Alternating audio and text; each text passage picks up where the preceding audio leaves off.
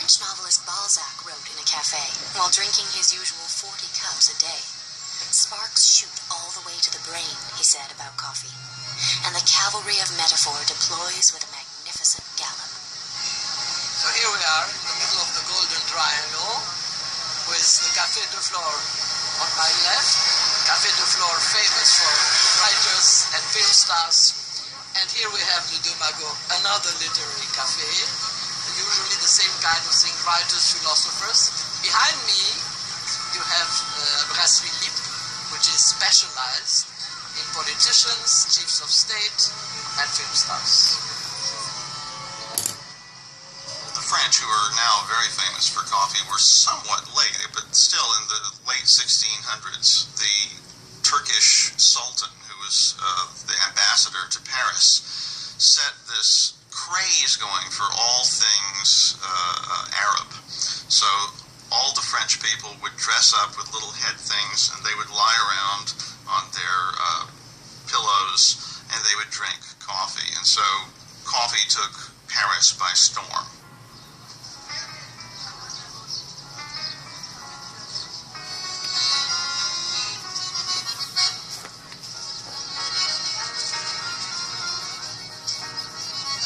The French are enamored with coffee, but they don't know how to make it. Procopio del Cortell, an Italian, seizes on this opportunity. In 1686, he opens Café Le Procope, thus introducing the French to the French café.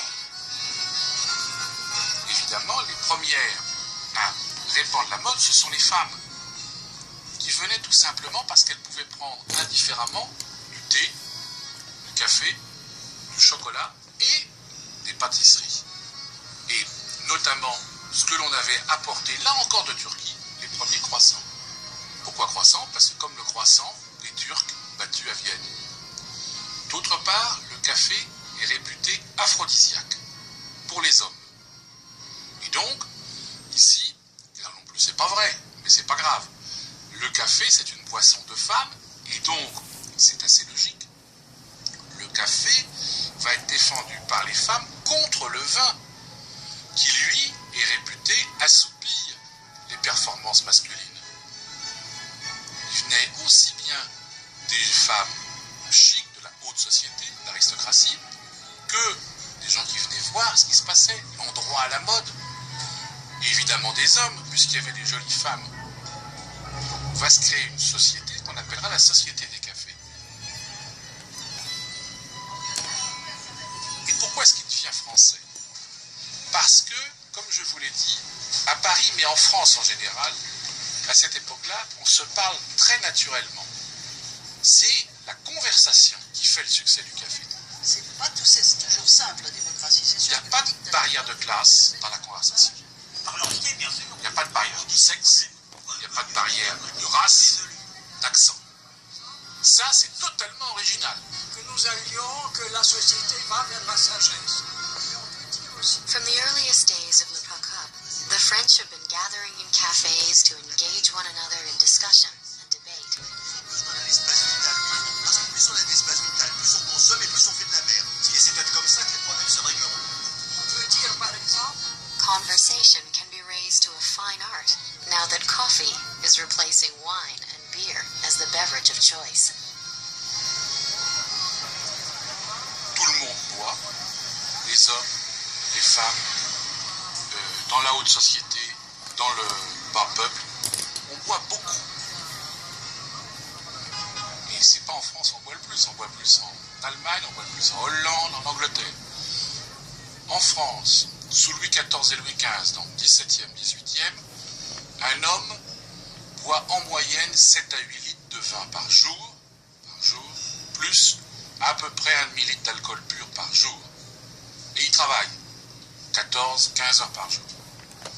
Tout le monde boit, j'insiste bien là-dessus, même les enfants. I believe Europe was under an alcoholic haze for decades. Then all of a sudden coffee started to come in and you found a new place where people could drink and communicate and join together without the alcohol. Newly sober and alert, Europeans citizens can finally take stock. Around the marble-top tables of their cafes, the French discuss events of the day and consider what might be done about them. Once again, coffee is stimulating social ferment. The coffee shop had an important role to play where the coffee shop owner put newspapers around. They became places where people would congregate to have important political discussions. And I've got no doubt that it certainly helped to have a clear head.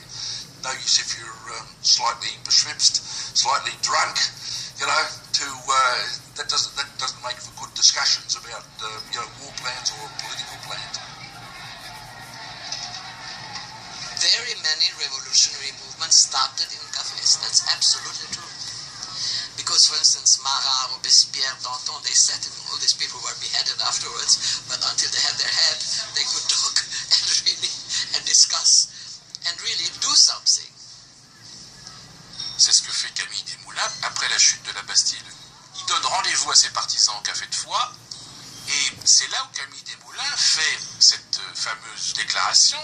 Il prend une feuille d'un arbre du Palais Royal, et il a dit: nous devrions porter, comme je fais moi-même, une cocarde à notre chapeau pour nous reconnaître. Et c'est effectivement là que du coup le Café de Foix devient le café des, entre guillemets, cocardiers, ceux qu'on appellera les révolutionnaires.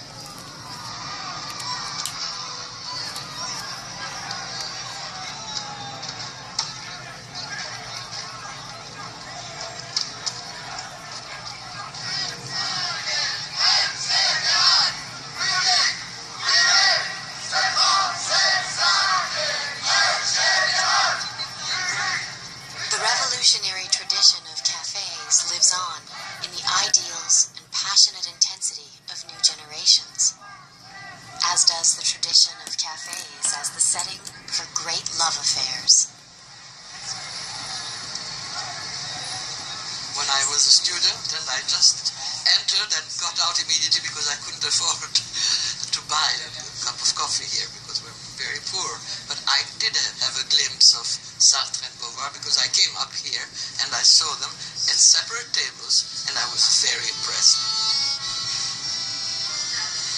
And then, well, with time, of course, I was a student. I didn't get into cafes because everybody was sitting in cafes. The cafe, as an institution, is like a living theater. You go to a cafe to look, to be looked at, to pick up a woman or a man according to what it belongs in this kind of tradition. To go to the loo, to buy some cigarettes if you smoke, if you still smoke, and just to be surrounded by people. Really, in this very close society of ours and everything, you can start a conversation in a cafe. And perhaps even to establish a kind of relationship after talking, but you can do it. I mean, it's not rude to talk to somebody you meet, and eventually that can develop into a love story.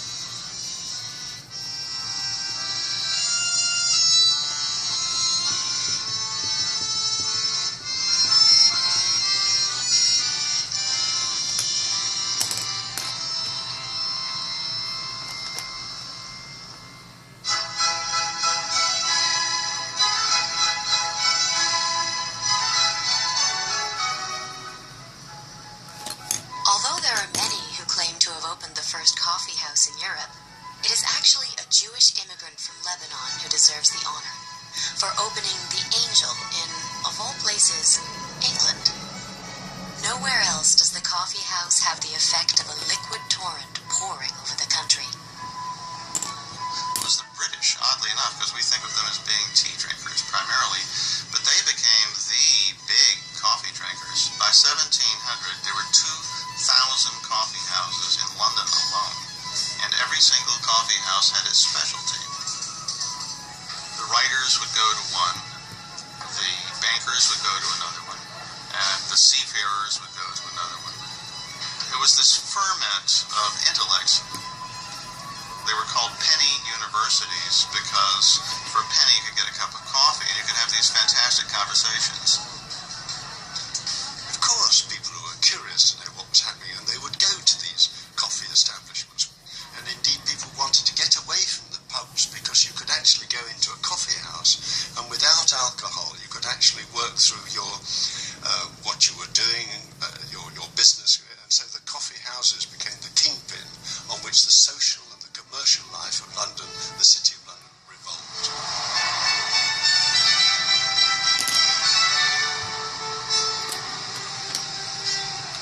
We're here now in the heart of the City of London.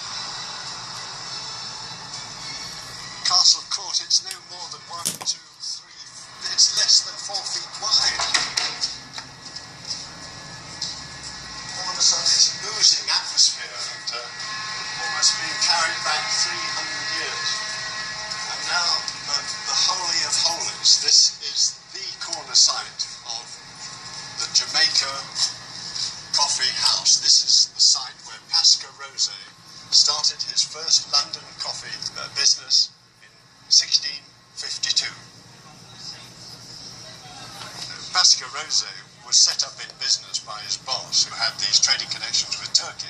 He brought the coffee back, was making it his home, and he had so many guests, so many people loved this aroma of coffee, roasted ground coffee. So he set up his servant, saying, well, you better start a trade in the city. So this is where he did it.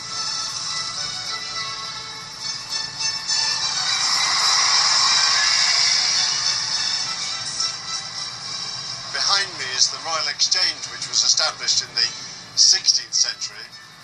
And around here, once the coffee bars had been opened in 1652, the traders thought they'd found somewhere else to go, to get away from things. And here we are at Change Alley, the most important little thoroughfare for the coffee houses in the whole of the City of London. And it was here that Jonathan's established his business so that the stockbrokers could come over from the Royal Exchange and have their coffees here in the morning, do their business, and relax, no doubt, over lunch and have a nice time in the afternoon. London coffee houses spawn many of the city's important businesses and customs. The Tatler, which becomes one of the early magazines, begins as a broadsheet with reports on the gossip and more enlightened debates overheard in the coffee houses.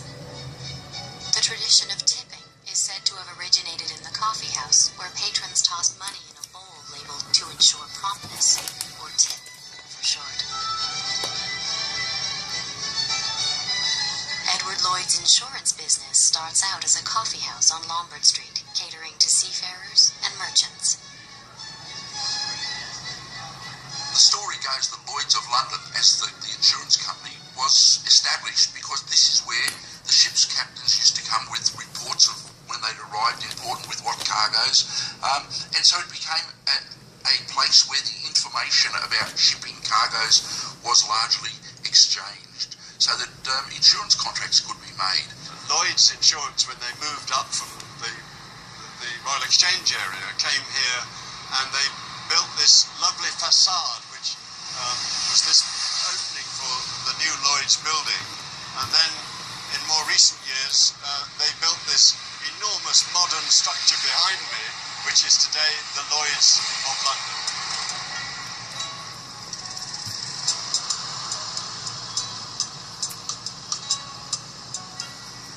London's social and commercial life has always been a man's world. In the past, women were not even allowed inside coffee houses, unless they worked there. As in Paris, the women of 17th century London associate coffee with sex. But unlike the women of Paris, British ladies, excluded from the coffee houses, have a very different idea of the relationship. There was an idea that coffee was bad for sex. It made men very weak when it came to sex, etc. So that all these funny ideas came, and they were interpreted and misinterpreted wherever they went. So that by the time that coffee arrived in England, and you must remember England was a very